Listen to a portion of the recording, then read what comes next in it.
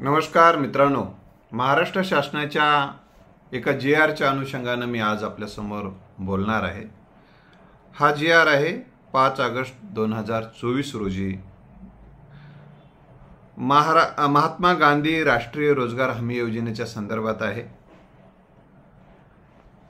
आणि राज्यातील प्रत्येक कुटुंब लखपती करण्याच्या उद्देशाने महात्मा गांधी राष्ट्रीय ग्रामीण रोजगार हमी योजनेच्या अंतर्गत आणि ज्या सिंचन विहिरीची अनुदान मर्यादा आता 5 लाखापर्यंत करण्याचा गव्हर्नमेंटने जो निर्णय घेतलेला आहे, महाराष्ट्र सरकारने जो निर्णय घेतलेला आहे, त्याबद्दल मी पहिल्यांदा महाराष्ट्र शासनाचं मनापासून अभिनंदन करतो की 5 लाख रुपये आपण शेतकऱ्यांना विहिरीसाठी अनुदान म्हणून देत आहात। आणि हा जो निर्णय आहे 5 ऑगस्ट 2024 ला जरी निघाला असला तरी तो 1 एप्रिल 2024 पासून लागू होणार आहे पूर्वलक्षी प्रभावाप्रमाणे। तर ही मर्यादा वाढवल्याबद्दल शेतकऱ्यांना आनंद वाटेल, परंतु मी आपल्याला काही विनंती करणार आहे गव्हर्नमेंटला, शासनाला, महाराष्ट्र सरकारला। मित्र, माझ्याकडे काही शेतकऱ्यांनी काही सांगितलेलं आहे की हे अनुदान वाटप होत असताना काही जे मधामध्ये काही पैसे खाणारे लोक आहेत ते शेतकऱ्याकडून ते बिल काढण्यासाठी पैसे मागत असल्याच्या काही तक्रारी येत आहेत। गव्हर्नमेंटच्या यंत्रणेने याकडे लक्ष द्यावं आणि शेतकऱ्यांना अधिकाधिक पैसा मिळण्याच्या दृष्टिकोनातून हे प्रयत्न आपण करावेत। दुसरी महत्त्वाची गोष्ट अशी आहे की ह्या योजनेचा एक भाग असा आहे की अगोदर शेतकऱ्यांना खर्च करावे लागतात आणि मग शासन याला अनुदान देते। मी अजून एक विनंती सरकारला करणार आहे, महाराष्ट्र सरकारला करणार आहे की आपल्याला विनंती आहे की 5 लाख रुपये खर्च करण्याची क्षमता किती शेतकऱ्याकडे आहे? त्याच्या घरामध्ये 5 लाख रुपये असतात का? म्हणून आपण गव्हर्नमेंटने अगोदर पैसे ज्या पद्धतीनं आपण म्हणता आहात तर किमान 50% रक्कम जेव्हा आपली जी इंजिनियर मंडळी आहे ती जागा फायनल करतील शेतीची आणि त्याला जेव्हा आपण मंजुरी द्याल, त्या मंजुरी दिल्याबरोबर त्यासाठी लागणारं जे काही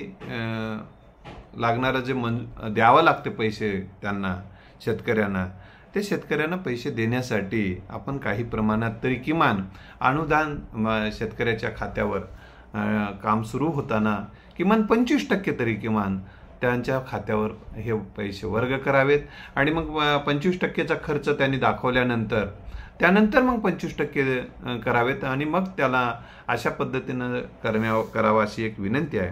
आणि बऱ्याच ठिकाणी काय आहे की याच्यामध्ये ही अडचण अशी येताना दिसते की बऱ्याच ठिकाणी मजूर मिळत नाहीत। अनुदान विहीर मंजूर झाली पण काही ठिकाणी कामगार मिळत नाहीत, मजूर मिळत नाही ते विहीर खोदण्यासाठी। मग बऱ्याचदा मग शेतकऱ्यांना काही यंत्राचा वापर करायची वेळ येते। मग यंत्राचा वापर करायची वेळ, त्याच्यात यंत्राचा वापर करावा असं नाहीच आहे, कारण ते मजुराच्या माध्यमातून रोजगारांना काम देण्याच्या उद्देशाने हे सुरू झाले, पण मध्येच काही सोडून जातात। काय होतं, मध्येच मजूर सोडून जातात, मध्येच त्यांना दुसरीकडे काम लागते, काही अडचणी येत असतात। मग अशा वेळी काय करतात शेतकरी, आता उद्या पाऊस यायला सुरू होणार आहे बाबा, हे खोदलेलं बांधकाम तोपर्यंत जर व्यवस्थित गेलं नाही, पुन्हा त्याचं बांधकाम होऊ शकलं नाही, तर अशा सगळ्या अडचणी असतात। विहिरीचं बांधकाम होऊन जावं किंवा या सगळ्या गोष्टीसाठी मग खोदकाम अगोदर विहिरीचं होऊन जावं म्हणून यंत्राचा सुद्धा वापर काही ठिकाणी होताना दिसतो। आणि मग यंत्राचा वापर करत आहात तुम्ही म्हणून त्यांच्याकडून पैसे काढले जातात। मग यंत्राचा वापर करायचा आहे का या नियमात? मग पैसे काढायचं नियमात नाही, म्हणजे पैसे लाच घ्यायचे नियमात नाही, परंतु हे पण नियमात नाही, पण असाही एक प्रकार होत आहे। या संदर्भामध्ये शासन काय निर्णय घेईल या अनुषंगाने काही प्रमाणामध्ये जर तशा पद्धतीचा पंचनामा गावात मजूर मिळत नसल्याचा जर सत्यता लक्षात आली, गावातला सरपंच आहेत, ग्रामपंचायतमध्ये असा ठराव असेल की संबंधित शेतकऱ्यांना जर मजूर मिळत नाहीत गावात, काही मग आता कसं झालेलं आहे तुम्हाला सांगतो की काही हैदराबाद, मुंबई, पुणे अशा शहराच्या ठिकाणी, मोठमोठ्या शहराच्या ठिकाणी किंवा शहराच्या नांदेड वगैरे अशा कुठल्याही शहराच्या ठिकाणी मजुराचा ओढा आणि लोंढा येत आहे. आणि त्यामुळं ग्रामीण भागामध्ये बऱ्याचदा मजूर मिळत नाही. ती वस्तुस्थिती एकदाच शासनानं पण लक्षात घेण्याची गरज आहे. काही मिळतात, काही मिळत नाहीत, थोडेच मिळतात. तितक्या थोड्यावर ते काम करणं शक्य होत नाही, असं एकंदरीत परिस्थिती आहे. उदाहरणार्थ त्या 30 फूट खोल आहे, त्या 30 फुटावर माती वर काढायचे, तिथं जी काही यंत्रणा लागते तिथपर्यंतची, ते नसेल तर 4-2 माणसं आणून वर माती टाकू शकत नाही. अशा वेळी यंत्र लावणं, म्हणजे बऱ्याचदा शेतकरी यंत्र लावताना दिसत आहेत. याचा गैरफायदा मग मधली जी मंडळी काही घेऊन पैसे उकळण्याचा प्रयत्न होताना दिसत आहे. तर मी सांगत होतो की खरंच मजूर त्या गावात नसतील प्रत्यक्षात, तर यासाठी सोडून घेत जात असतील मध्येच काम, अशा प्रसंगी मग तो शेतकरी हवालदिल होऊन जातो.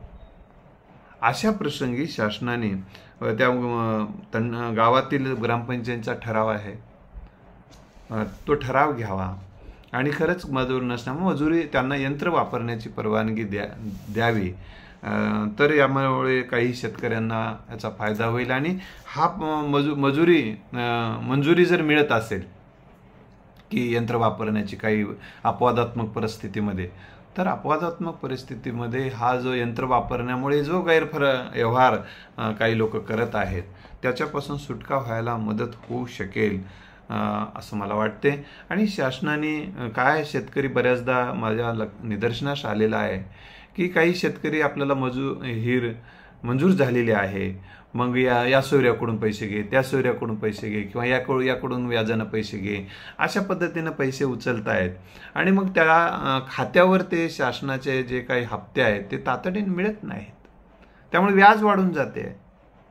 अशी ही परिस्थिती येताना दिसते. मग शेतकरी परेशान होतो. म्हणून शेतकऱ्यांच्या परेशानीचा अभ्यास, आपण एखादी अभ्यास गट निर्माण करा वाटल्यास, आणि खरंच शेतकरी याच्यामध्ये काय अडचणी येत आहेत त्या शेतकऱ्यांच्या अडचणी लक्षात घ्याव्यात. आणि मजुरांच्या ह्याबद्दलही शासनाने सहानुभूतीपूर्वक निर्णय घ्यावा. अजून जी मजुरांना जी मजुरी मिळते आहे त्याच्या घरातल्या लेकरांचा शिक्षणाचा खर्च आहे, त्यांच्या आरोग्याचा खर्च आहे, किंवा घरच्या दैनंदिन काही गोष्टी लागतात व्यवहाराला, त्यातून मिळणाऱ्या मोबदला थोडा कमी आहे. या दृष्टिकोनातूनही शासनानं काही विचार करता जर आला तर त्या दृष्टिकोनातूनही काही विचार व्हावा. आणि पण जे काही वाढीव आपण 5 लाखापर्यंत मर्यादा वाढवलेली आहे त्याबद्दल पुन्हा एकदा शासनाचं मी मनापासून अभिनंदन करतो. आणि शेतकऱ्यांनीही शक्यतो मजुराचा शोध बाजूच्या गावातून इथून तिथून घ्यावा आणि मजुराच्या माध्यमातून आपलं काम करण्याचा प्रयत्न करावा. आता ही जी अडचण आहे ती अडचण तर मी तुम्हाला सांगितलेलीच आहे, ती तुमची पण अडचण आहे. शासनाला मायबाप शासन आहे, ते सोडवेल का असा प्रयत्न आहे. तर या दिशेनं समन्वयातून निर्णय घेतला पाहिजे. कामगारांना काम लावणं हा उद्देश आहे. कामगार गावात कामगार आहेत, काम मागायला लागलेत आणि काम त्यांना न देता यंत्राला काम दिलं तर ते पण अन्यायकारक ठरणार आहे. त्यामुळे आपल्याला तशी काही मागणी करता येणार नाही की कामगार आहेत पण कामगार असतानाही यंत्राची आम्हाला परमिशन द्या, तशी मागणी आम्ही केलेली नाही आणि कोणी करताही कामा नाही. कारण शेवटी कामगार जगला पाहिजे, कामगारही जगला पाहिजे. कारण कामगार नसेल तर मग शेतकरी मरता कामा नाही, ही माझी भूमिका मी मांडलेली आहे. कामगारमध्ये सोडून जात असतील, कामगार मिळत नसतील तर अशा वेळी शिबिर मंजूर झालेली आहे आणि शेतकऱ्याने कोणाकडनं पैसे काढलेले आहेत, त्या शेतकऱ्याची अडचण होते. अशा वेळीच मग शेतकऱ्याने काय करावं या अनुषंगानं मी काही सूचना आपल्याला शासनाला केल्या आहेत. तर तुम्ही सांगा याच्यातून काय करावं शासनाने.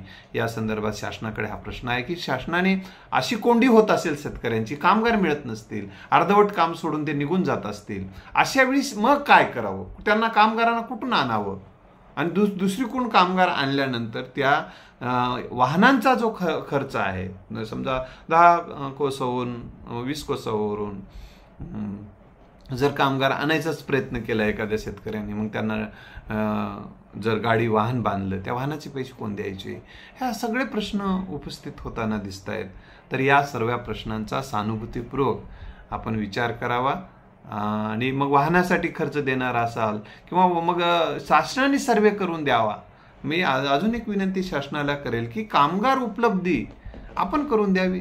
हेही कामगार तुम्ही घ्यावं, त्यांची सहमती घ्यावी. आपण काम करण्यासाठी तयार आहोत आणि शेवटपर्यंत आम्ही हे काम करणार आहोत आणि इतकी कामगारांची संख्या आपण द्यावी आणि त्यांच्याकडून तशा पद्धतीनं आपण काही सहकार्य करावं अशी आपल्यालाही विनंती करून मी या ठिकाणी थांबतो. शासनाचं मात्र नक्की अभिनंदन करतो की त्यांनी अनुदानामध्ये वाढ करून 5 लाख केलेलं आहे. धन्यवाद.